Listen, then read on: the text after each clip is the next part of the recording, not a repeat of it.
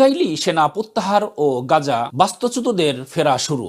Israeli নিউজারিম করিডোরে পশ্চিম অংশ থেকে সেনা প্রত্যাহার শুরু হয়েছে।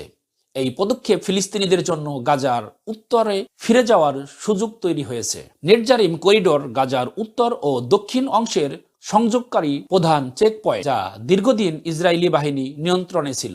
ইসরায়েলকে রাশিদ স্ট্রিট এলাকা থেকে সেনা প্রত্যাহার করে স্থাপনা সরিয়ে নিতে হবে, তবে এখানে চেকপয়েন্ট খুলে দেওয়ার বিষয়ে কোনো অগ্রগতি হয়নি।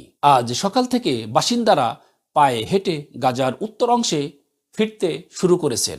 যানবাহনের চলাচল শুরু হবে নিরাপত্তা যাচাই শেষে। আইডিএফ গাজার বাসিন্দাদের অস্ত্র পরিবহন এবং সেনা অবস্থানের কাছে না যেতে সতর্ক করেছে। এছাড়া ভূমধ্যসাগরে মাছ ধরা বা সাঁতারের উপর নিষেধাজ্ঞা দেওয়া হয়েছে। গাজার বাস্তুচ্যুত বাসিন্দাদের জন্য এটি একটি গুরুত্বপূর্ণ অগ্রাধিকার হলেও পরিস্থিতি এখনো অনেকটাই জটিল।